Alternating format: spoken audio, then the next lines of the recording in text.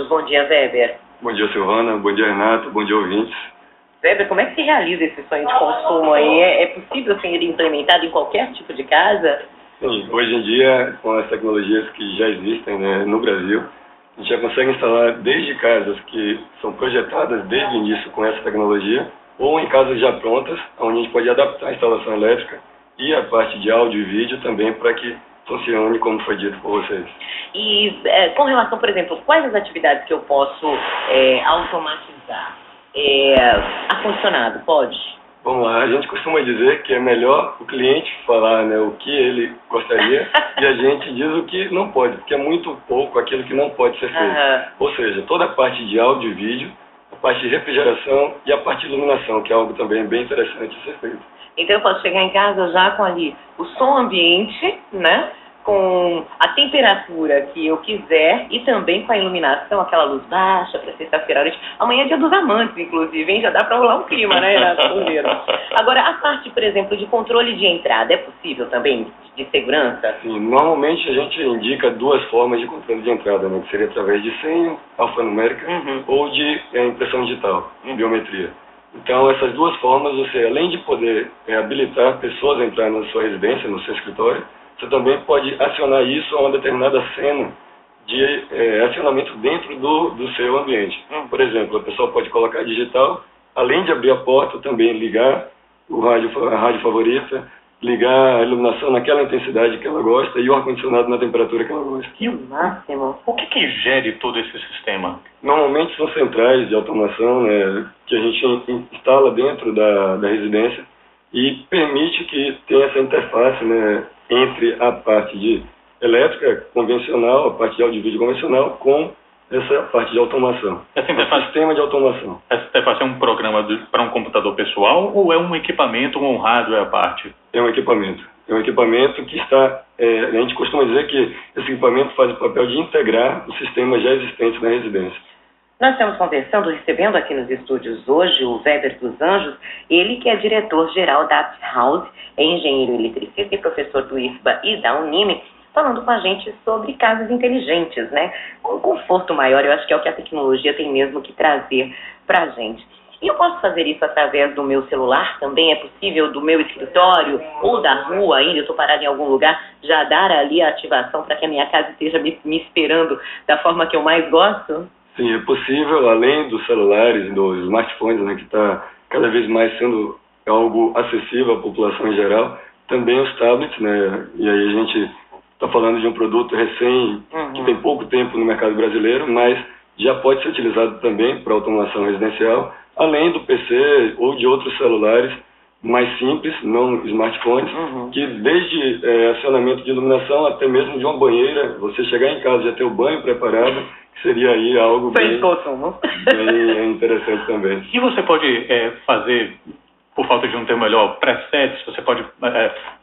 pequenas configurações, assim, hoje eu quero a configuração X, amanhã eu quero a configuração Y, e que já tem assim Renato, eu tô achando que você já está pensando aí do longe nesse teu raciocínio, né? Mas isso daí é possível sim, Renato. A gente tem duas formas que a gente costuma dizer, né? São a criação de cenas. Essas cenas são um conjunto de acionamentos pré-definidos e isso vai totalmente personalizável, ou seja, cada cliente pode dizer o que ele normalmente utiliza no dia a dia dele. E além disso, você pode programar horários definidos para acionamento de uma cortina abrir ou fechar automaticamente, a irrigação. E isso é muito interessante quando o morador está viajando, por exemplo, e quer programar que algum estacionamento aconteça em casa, para que ao alguém passar na rua, perceba que pareça que tem alguém dentro de casa.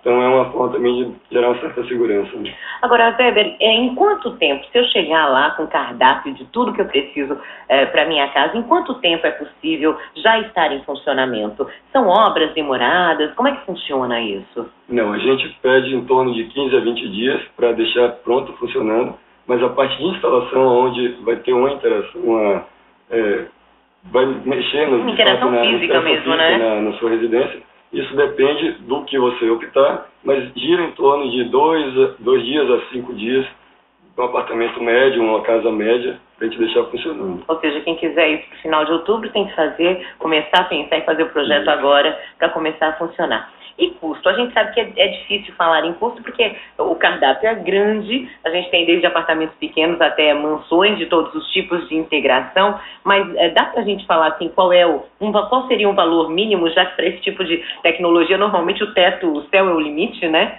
Claro, a boa notícia é exatamente essa, que de 5 anos para cá está caindo muito, né, o valor dessa tecnologia. Tem estimativas da Associação Brasileira de Automação Residencial que em torno de 5 anos caiu por volta de 50% o custo de instalação desses equipamentos. A gente falar de preço, como você falou, é complicado porque depende do que está sendo solicitado pelo cliente. Mas a gente pode falar de, por exemplo, você controlar a parte de áudio, vídeo, em torno aí de R$2.000 a R$2.500 e já tem uma automação mais completa, envolvendo iluminação, envolvendo controle através de celulares, tablets, aí na faixa de uns R$7.000 a R$9.000.